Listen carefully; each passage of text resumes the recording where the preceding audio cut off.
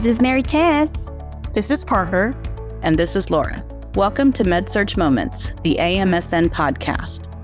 This podcast is an engaging look at the lives of and surrounding medical surgical nurses.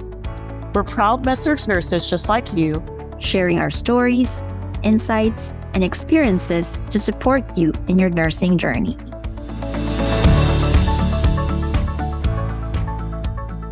This is Sam, and it's great to be back for this episode as guest co-host. Our topic today is how to stay grounded amidst the chaos. But before we get started, we are going to go around for a little rose and thorn, starting with Parker. Hey guys, I'm back for another episode. I think a thorn for me is just definitely coming off the holidays. My mother passed away last year. This is my second Christmas/holiday season without her. It's been really, really, really rough.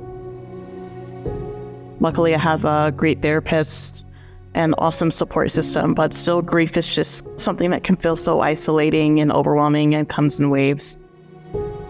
So definitely something that's been challenging for me these past few weeks. Parker, I appreciate you sharing. Holidays are really hard for me as well. My mom passed away 14 years ago. It's a long time, but every time it's a holiday season or birthday or a family member celebrating something, I always remember her. So, Parker, I do want to express my sympathies to you and Maritess, you as well. I also lost my mother. It has been 21 years, and I still think about her. But the memories get sweeter. I will tell you that. Thanks for sharing that vulnerability. I think that's important for us to share our emotions and be in that moment. In our last episode, I was inspired by Laura, who shared that she's going to start reading a lot of books. Last year, that was my resolution. I wanted to read 4 books a month. I was able to complete 36 books and 4 audiobooks. 3 of the books I had to read twice because I was not really being very efficient. And so I had to read Atomic Habits and Extreme Ownership. So I think I will continue with the books, maybe not as ambitious as 4 books a month, but we'll continue reading because it's really been great. Yeah, we're doing 6 in a year, so that's just 1 every other month. So hopefully we can meet our goal. You can do it, definitely. What I did was actually 5 to 10 pages a day. So it was really very helpful. And then the audio books, every time I'm traveling, I would listen to an audio book. So you can do it for sure. Laura, what's new with you, and any update or a rose and thorn? My rose and thorn, there's always good things and bad things in life. And I know one good thing that has come, we all focus on family over the holidays. So I got to spend some time with mine. My brother and sister-in-law were able to visit from Pittsburgh, and we have planned a family vacation in July over the 4th of July week. So we are going to spend a week at a beach house in the Outer Banks of North Carolina. So I am extremely excited about that. My thorn, I won't say it's actually a thorn because I'm sure I've shared on here before that my daughter has had some struggles with mental health and is getting back on track. We still struggle. We still struggle with helping her stay on track, but she completed her semester. So that's wonderful. She is now down to 4 classes left before she graduates with her bachelor's degree. So I am both excited and worried about the future, but I am very thankful that we made it through this last semester. So that was a load off of my mind. Samantha, what about you? Not a whole lot new going on in my world. We're just obviously getting ready for our little family expansion coming here in the next few months. So just kind of cruise control at work at the moment and getting prepared for what my team's going to do in my absence. So lots of preparations and things kind of going on in the background there, but no thorns, thankfully, for me. But thank you all so much for sharing about your moms. It's always so hard to hear stuff like that. It makes me feel really thankful to still have my mom around. And she is also a nurse. She's been a nurse pretty much my whole life. She's a nurse practitioner now. And I come from actually even a longer line of nurses than that. So thank you all for sharing about your moms too. We're going to go ahead and move into our topic. Today, we're going to be talking about how to stay grounded amidst the chaos. As you might recall, just a few episodes ago, we had an episode about combating nursing burnout in the post-COVID era. And in this episode, we're going to take it one step further and talk a little bit about how we achieve daily wellness each and every day as med-surg nurses. Who would like to go first? I think one of the really important things is to separate your work and home life. I have things classified as work in my brain. As a med-surg nurse, it's always challenging, especially when you're caring for actively dying patients or complex behavioral health patients and have a challenging shift. I classify those things at work, and when I'm at home, I try not to think about work. I try to classify those things that happen at work in my work portion of my brain. And that has really helped. Also, like speaking with a therapist and then caring for myself, doing the things that I want to do when I'm not at work. I always tell my family when I'm at home, I'm not a nurse. I'm just Parker. That definitely helps. Getting active, just doing all the things that I want to do, like traveling on my days off, retail therapy, being with my dogs. All those things just help. For me, when I think about trying to stay grounded, being in the educator role that I am, I feel like I get further and further away from the bedside. So I try to keep myself grounded and connected to the reason I became a nurse. So I love to visit with new residents and people that are just starting out and try and give them the support that they need and try and encourage them to kind of take stock of where they are right now and to make goals for the future so that they can look back and see how far they've come. And in doing that, it makes me look back and remember how I felt when I was first starting out and how much more confident I am now as a nurse. And that always makes me feel better when I'm thinking about the choices that I've made and when I have difficult shifts or when I feel like I'm way, way behind and I don't think I can handle this job anymore. I just kind of remember where I started and how far I've come. And that always makes me feel better. It's always so fun to connect with those brand new nurses who are new to the profession. They're so excited, fresh out of school and learning everything. It definitely can be really refreshing to be able to interact with those folks and renew your why and remember why we all went into nursing to begin with. One of the things that I realized was when I was trying to do work-life balance, I didn't realize that I'm the kind of person who really wants to be busy all the time. I realized that I tried to slow down and try to put boundaries without realizing that that's not really who I am.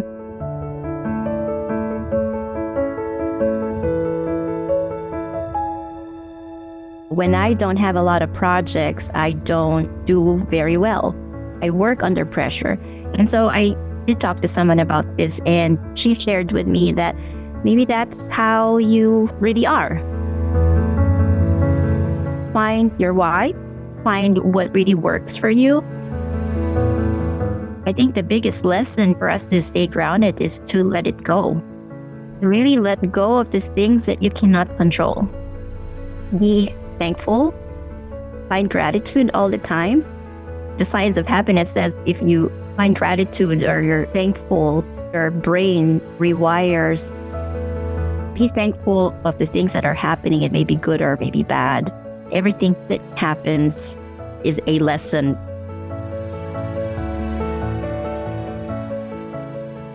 I like what you said about trying different things. There was a TikTok that I ran across a few months ago that I feel like was pretty eye-opening, which is kind of weird to say about a TikTok because we've all been on there. This woman had a realization that self-care didn't look the same for everybody. And it also didn't mean that those things were relaxing. And I thought that was really interesting in thinking about work-life balance and being able to separate and go home and de-stress from crazy med-surg nursing jobs. Thinking about preparing your house, unloading your dishwasher. Is that relaxing? Probably not. But is it going to prepare you to come home to like a cleaner house that you're not going to be stressed about? Probably. Those little things can be really helpful. So I thought that was a really interesting perspective. And I've thought about it a lot since I've seen it. So just kind of a different perspective on it, a different take. Yeah, you triggered something, and obviously been in therapy a lot with my child over the last year. And one thing that we've learned is don't compare yourself to other people. You can't get wrapped up in what works for other people because it may not work for you. I think I had to learn that lesson the hard way because I kept trying to force my child to do things that relax me, but those things don't work for her. So you have to really do some introspection and think about what it is that works for you. Like you said, Samantha, some people don't find washing dishes and doing laundry relaxing, but there may be some people that do. So we have to be careful about pigeonholing ourselves into what other people think is relaxing. And so we try harder to do it, and then it just doesn't work. It backfires for us. And that's exactly what can happen. I know it's happened to me, and I definitely have seen it happen in my child. It's hard not to get wrapped up in it, but we can't compare what works for us to what works for others. I think it's really important to go back to the saying that comparison is the thief of joy. And it really is. Kind of segueing into social media. So for me, social media is not like something that's counterproductive. But for a lot of people, especially with more visual apps like Instagram and stuff like that, it can get a little challenging when you are constantly plugged into other people's lives and what they're doing, and then you start comparing yourself to them. Social media is definitely a great way to keep you grounded and express yourself. I've found new artists that have helped with my mental health, that create beautiful music that have helped me with my mental health and connected me to different communities online. So it's definitely something that can be used for good, but definitely also something that you kind of have to watch yourself on. Yeah, I think you pointed out a really interesting difference between some of the different popular social media apps like Twitter or X, whatever you want to call it these days, is a lot of thoughts and dialogue and news and things like that versus something like TikTok or Instagram, where it often turns into like the highlight reel. What's the nicest looking outfit, or in these fancy places, fancy restaurants, everything is often looking like really perfect. It's really interesting, the difference between those two and how one might actually be really helpful or some others might be a little more detrimental when seeking out that wellness or self-care or whatever you're trying to find to help you stay grounded amongst that chaos. Yeah, there definitely has to be a balance. I know I have enjoyed my time on TikTok. When I go on there, I have people that I follow that bring me a lot of joy, that make me smile, that make me laugh, but also that make me think. But I can also see how there can be a bad side, because it can be very addicting. And, you've seen stories about people that can't get away from it, or that go down a rabbit hole of things that they shouldn't be looking at, or things that make them feel worse. I agree with you, Laura. I'm personally very active in social media. I have all the social media accounts. I also post. And going back to the why are you in social media? If it's just a distraction, like you're constantly scrolling without really doing anything, not being informed, but just scrolling because you want to be distracted, I think that's the wrong purpose. But finding a way to connect with others, I've built so many relationships, people that I've just met in social media, and then seeing them in person, and then building meaningful relationships. It's tremendous. One of the biggest things that happens nowadays, social media, is how you can really build your network and learn from each other. And of course, med-surg moments. So much to learn by just listening to different podcasts, especially med-surg moments. I think social media is a good way to voice your opinion. Use that as a platform to share your voice. That's why I'm very active. And also have that healthy relationship. I usually block my time. So I watch my screen time. My kids also watch my screen time because we all have a family account. And so they would say, oh, Mommy, you're over your hours. Have that healthy relationship with social media. Yeah, I've fallen victim to that doom scrolling sometimes too, when I can't sleep and I'll pull out my phone. And I mean, I have gotten on TikTok and been on there way too long into the night just because I just can't sleep. So I'll just scroll through and things make me laugh and things make me think. And I don't know why I do it. It doesn't make me fall asleep any faster, but it's addicting and it's fun. So I have tried not to use it when I'm in bed. Doom scrolling. Laura, thank you for sharing it. Scrolling. Doom scrolling. That's why they said don't reach out for your phone 2 hours before bedtime. And also, as soon as you wake up, don't touch that phone. Yeah, and I've tried to put my phone in the other room, but I'm too worried about things happening with my kids and them calling me in the middle of the night and needing me. So I can't do that, but I can try to force myself not to open that app. One thing I do is I keep the phone on the other side of the room. It's still in the same room. So if I were to hear someone calling me in the middle of the night, I'd hear it. But I'm definitely not in the middle of the night getting up to go get my phone. So it's so much nicer than not having it right beside me on the nightstand. I'll definitely grab it. But if I'm sleeping nice and comfortable in the middle of the night, I'm definitely not getting up to get it. I think it does help keep us grounded in some way because it gets us out of our own problems and things that are happening in our own lives, and we get to take a peek into other people's lives just for a little while. I wanted to share, not to promote Apple, but you know that focus feature in Apple phones wherein you can actually do an instant response. I've just figured that out. Let's say you don't want to respond right away in a text message. You could put an auto response by going to the driving mode. I think it was really very helpful for me. Not that you don't want to reach out to others, but there are things that you're doing at the moment and you don't want to really interrupt what you're doing. You don't want to be distracted. So those are great things I wanted to share too. As we all have been kind of chatting, I've been thinking about what did I do when I was still bedside to help me stay grounded amidst the chaos. It's been a few years. I've been away from bedside almost 4 years now, which is really wild to say. But I remember meal prepping was super important to me to make sure I had something to eat, and then also taking my actual lunch break, which we all know is easier said than done.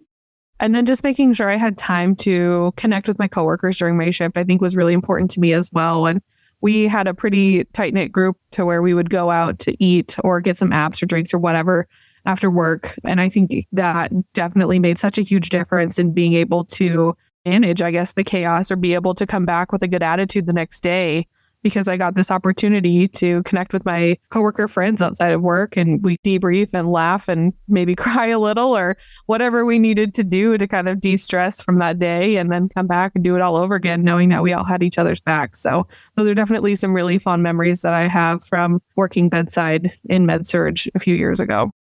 I think for me, the time when I felt like I was just spiraling out of control, I felt like I was more doing tasks. People kept asking me for things or asking me to do things or participate in things when I was at work. And I wouldn't say no to projects or requests for help because I couldn't leave my coworkers hanging. You know, if they needed something from me, I was going to give it to them.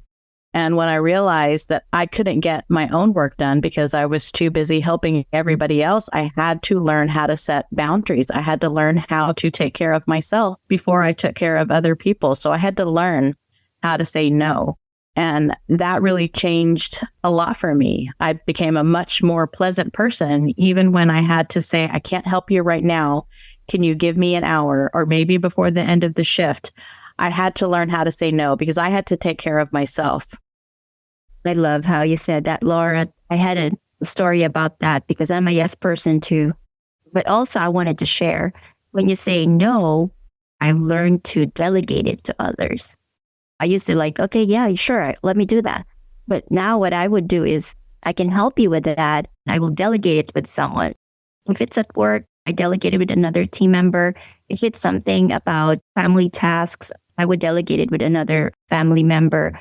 You get the task done, you get everything done. And that also helped me realize that collaboration is so important. We belong in a community, we belong in a network, and we all need to learn to reach out to each other, reach out to others, to realize that you're not alone.